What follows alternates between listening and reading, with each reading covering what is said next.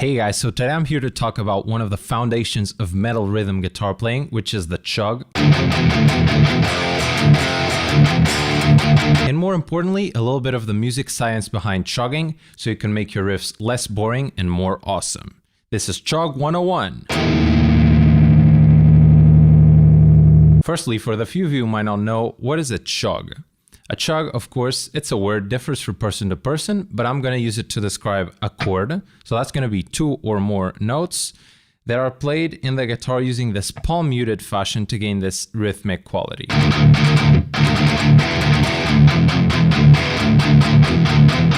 You'll recognize this sound and technique as the basis of a lot of metal rhythm guitar playing. That's why I'm focusing on it, because there's a lot about chugs that we take for granted and that we can be more creative about so we can better express ourselves musically. Between muting, picking, tone, mixing even, there's a lot that we can focus on chugs, but I'm going to focus on one specific topic today. That's really the only topic that matters, and it's the notes that we're going to be playing. So we're going to have a little discussion about intervals. I'm going to be discussing two note chugs on the bottom two strings. So there's only going to be one interval for us to discuss today, and that's between the bottom string and the next string. So a very small primer on intervals. In our Western music tradition, we divide the octave, which is the middle of the string where you find the same note at a higher frequency. We divide that into, as you know, 12 equal parts. And that's, as you know, our 12 musical notes. And because music is nothing but the relationship of these notes with each other, we give these relationships specific names so that we can refer to the intervals in between them. The more important and the smallest unit that we're going to be talking about is, of course, the semitone or half step. And it's how we're going to measure all other intervals. For example, this one is comprised of 7 of those smallest semitones.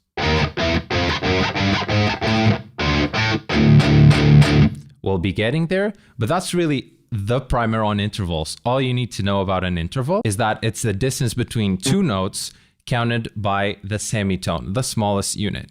Of course, they have cute names that you might have heard, and I'll also be using the music theory names so that you can start to associate them with the semitone difference that they represent. So let's get into it. Let's imagine ourselves as metal guitar babies. When we first started playing, there were a few songs that we really wanted to get into. And if we paid close attention, we would notice that we find ourselves chugging the same pattern very often.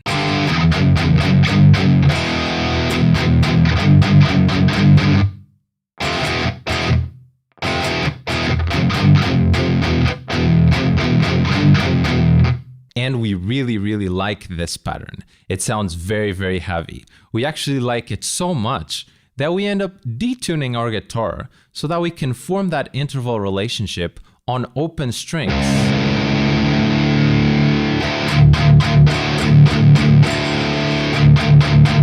And on all other notes, of course, with a simple bar chord.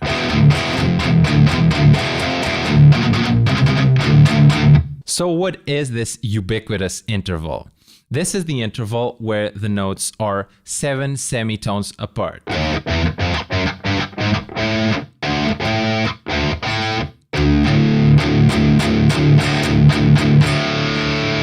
And it's called the fifth because if you count the notes, it's 5 notes in between the two notes. So D, E, F, G, A.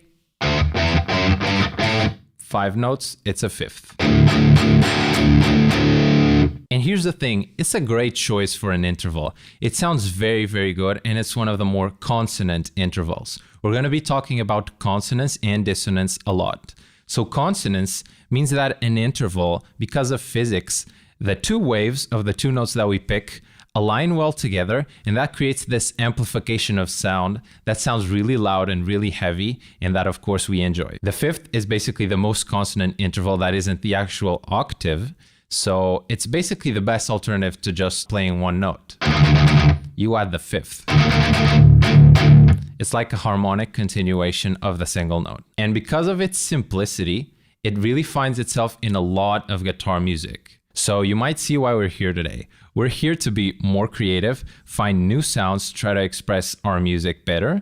So we're going to talk about all the other intervals you can chug and play on rhythm guitar that aren't the fifth. We're going to be talking about intervals that are shorter than the fifth. We're going to talk about intervals that are wider than the fifth. So where the notes can come closer and can come further than that interval. There's a world of different sounds to discover here, and I'm going to show you what they sound like. I'm going to show you real song examples of them being applied, and I hope you get to apply them in your own riffs and be more creative and better express yourself. So let's go. So let's start talking about the intervals that are shorter than the fifth. There's a characteristic about them that makes them kind of unfit for rhythm guitar, but if you're a more creative composer, it could actually be exactly the thing you're looking for. And let me explain here. So simply put, an interval can be nicely consonant in a higher range, but when shifted to a lower range, that same interval can become dissonant.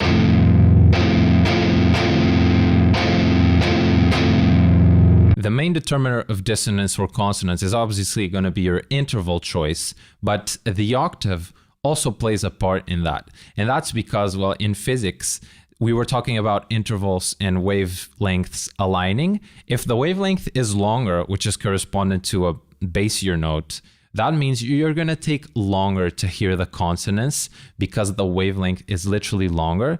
And in a higher frequency, you get a lot of that alignment. And so it just sounds more consonant. This is not very important, but bear it in mind because in rhythm guitar, we're always talking about low notes. So it's a little bit harder to achieve a consonant sound. Let's start with what's actually the least consonant sound of them all, which is the semitone as an interval, so the minor second. And it's very simple. You're just going to play two notes that are one semitone apart.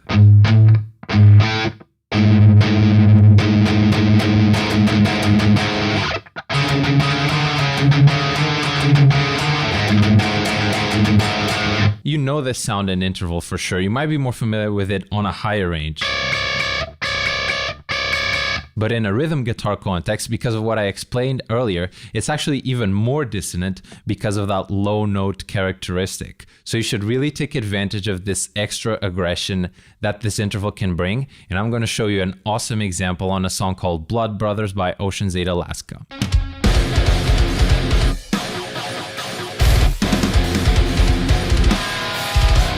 As you can tell, that sounded sick, and it really makes sense because the song is, of course, very aggressive, and the theme about two brothers with a very dissonant relationship, for lack of a better word, it's very well used in this song. So there's a great example. Try it yourself and see what you can come up with. On the intervals after the semitone, those that are 2, 3, and 4 semitones apart, so the major second, minor third, and major third, is where in my experience there's a little bit of a gray area where there isn't a lot of examples of them being used in rhythm guitar.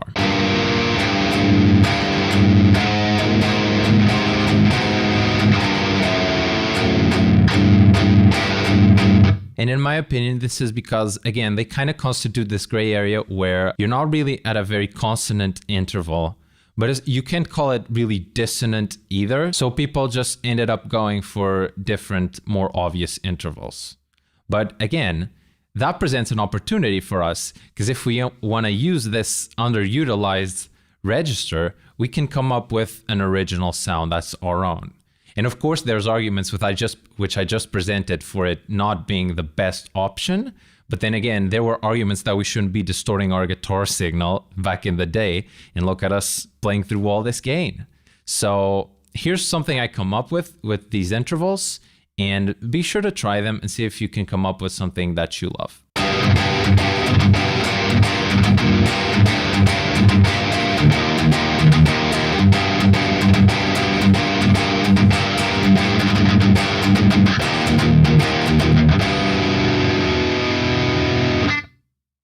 So now we get to the first truly consonant interval below the fifth, and that is the fourth, where the notes are 5 semitones apart. And this one has a cool trick that lets you cheat and sound like you're using a lower tuning. I'll explain.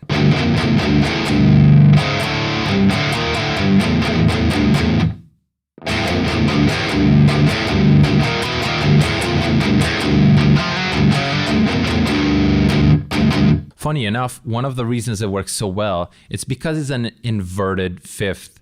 So it always comes back to the damn fifth. But here's the explanation. So if you are playing D and G, that is a fourth. 1, 2, 3, 4, D, G. But if you put the D on the different octave,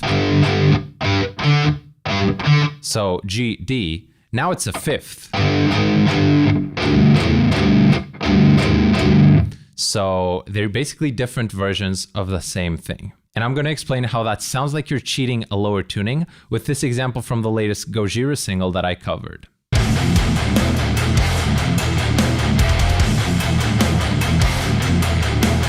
So basically, Gojira is playing this riff in D standard,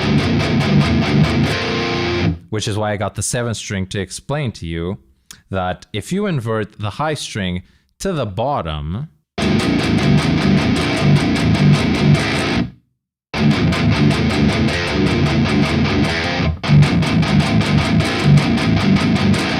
they're basically playing a drop G riff in D standard because they invert the fifths to fourths. So that is a pretty cool trick, and be sure to try it and see what you can come up with using fourths. This next interval you might be familiar with in metal. It's the diminished fifth, where the notes are 6 semitones apart. Here's what it sounds like.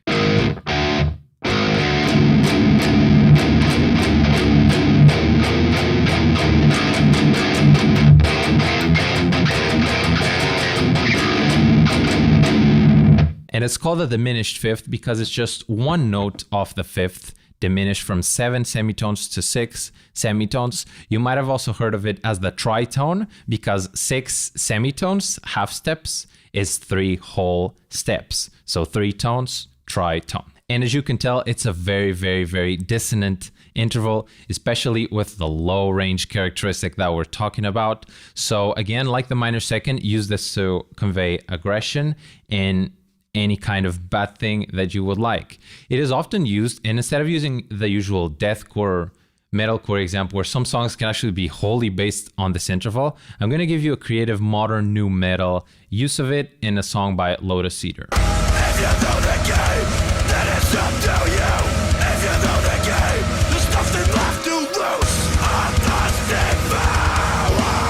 So if you hear how they combine that interval with a spooky atmosphere and a fun melody that actually plays on those notes, you can really hear this new way to sound dissonant, express different facets, and it actually speaks volumes on why bands with this freshly dissonant sound like Lotus Eater and Loathe are really capturing a new generation of guitarists. So try it, see what you can come up with. So in order, we reach the fifth again, 7 semitones. There's not much I can say that hasn't already been played.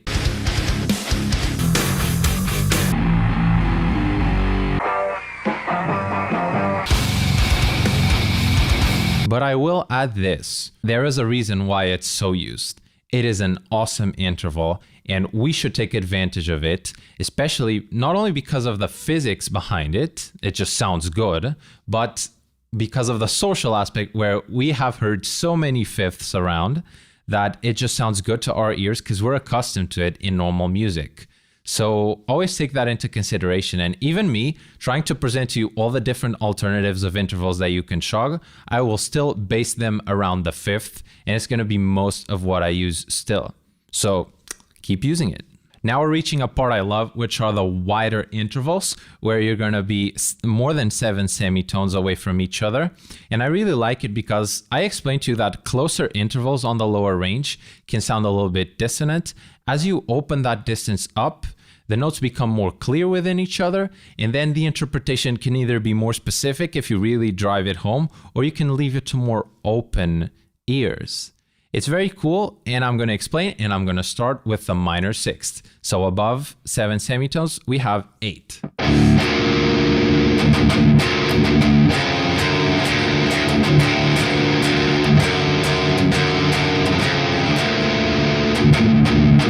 You can hear how that sound can be like a little bit open to interpretation. That's why I like it so much.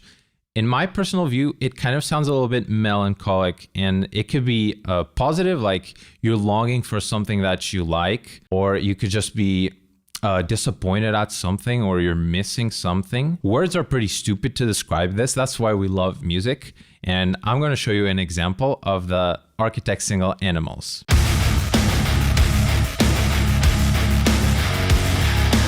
Architects use this a lot, and by using the sixth, the main chord lacks this feeling of resolution.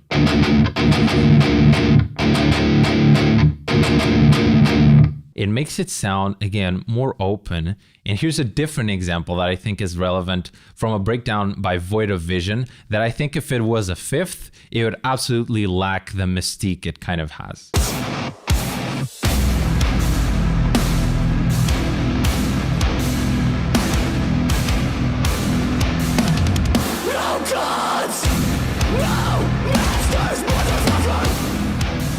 I don't know, I just feel like that sound, it just makes you think a little bit more. It makes you ponder a little bit more. But then again, words are stupid. Go try it. Give your fifths an extra semitone and see what that sounds like. Now, the major sixth, 8 semitones, it can enter that gray area of the lower ones. Here's where I'm gonna really have to write the example that I have of a band that really pulls off this interval well in rhythm guitar, and that's Alpha Wolf. Check this out.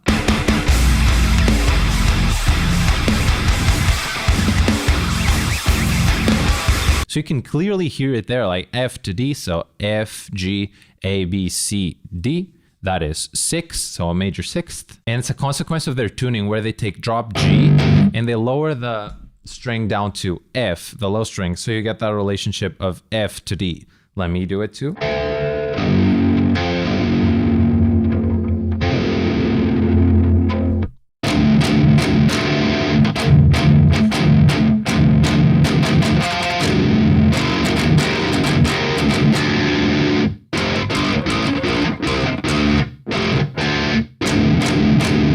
And in my artistic subjective opinion, it kind of sounds a little bit ironic of an interval.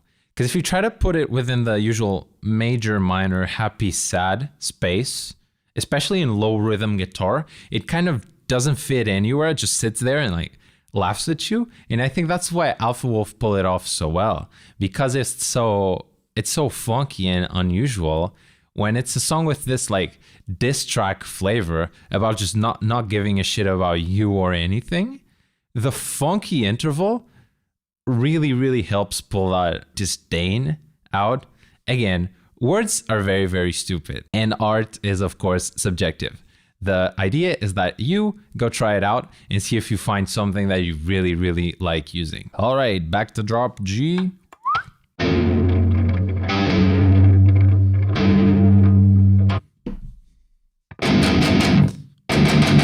Okay, so the next interval is the minor seventh, which is 10 semitones apart, the two notes from each other.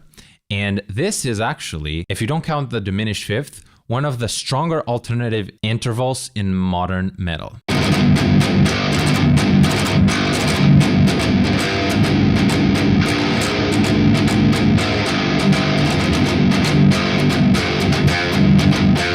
In my opinion and experience, I usually see it used as a little bit of a more aggressive alternative to the fifth that isn't really ugly sounding like the diminished fifth is. It also appears often as a consequence of this modern tuning where you drop the low string so that it forms this exact minor 7 interval with the next string, and they're 10 semitones apart, and your chug, just like Alpha Wolf, instead of becoming a major 6th, it becomes a minor 7th because they're 10 semitones apart. Here's an example of a band that does that, Wage War.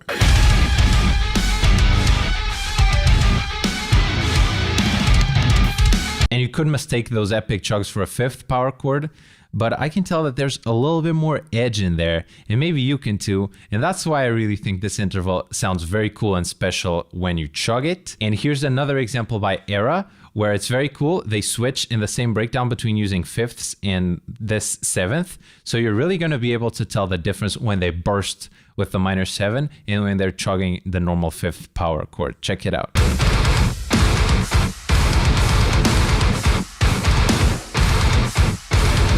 I really, really love that. And again, go try it for yourself. You might find this one to be one of the easier ones to get into.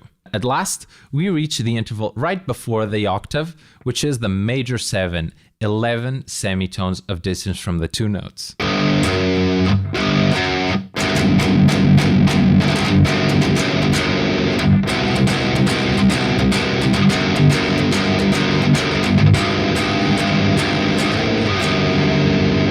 This is one of my favorites for sure, absolutely, because of how many contexts I can work it into. You'd expect the interval beneath the octave, right, one semitone beneath the octave, to be a very dissonant one. And here's the thing, it is dissonant, but depending on the context that you put it in, you can fit it into an aggressive context as much as you can fit it into a pretty context. Here's an example of the bad context.